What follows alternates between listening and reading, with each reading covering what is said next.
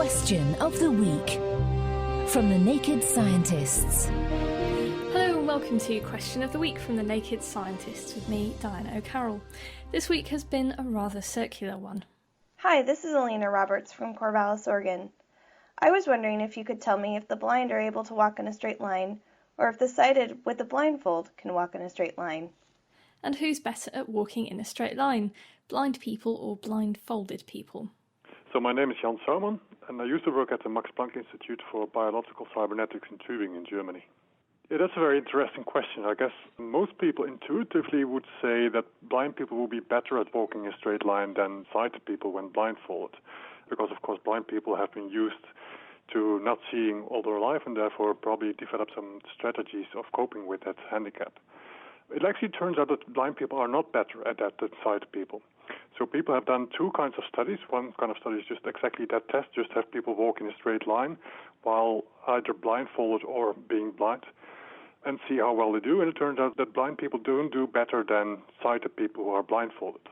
And the other test that has been done is have people walk in a curved path by holding on to something that guides them on this curved path, and then have people judge whether they're curving to the left or to the right. And again, it turns out that blind people are not better at that than sighted people who are blindfolded.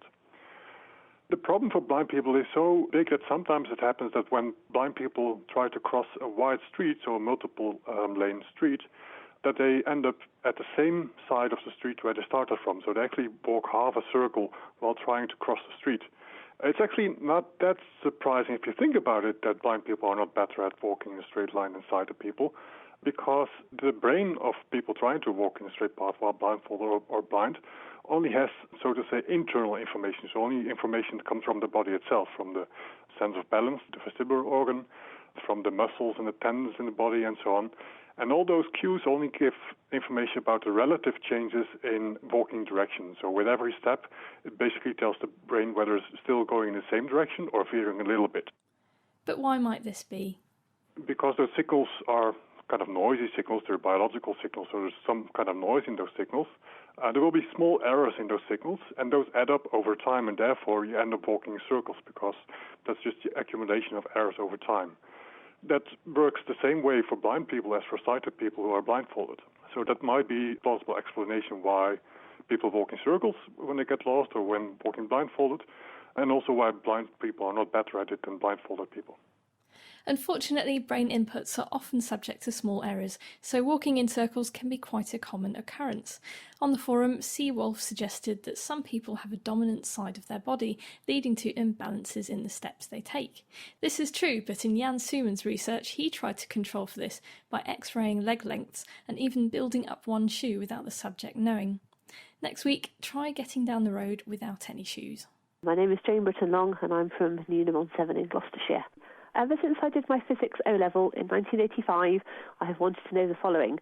If you have a car with a rear spoiler bar on the boot area, most pimped up or customised cars have this bar, it looks like a shopping trolley handle on the back, and a man of average height, say 6 feet, and weight, say 10 stone, if he took hold of this bar and the car drove away, how fast would the car need to go before the man is airborne?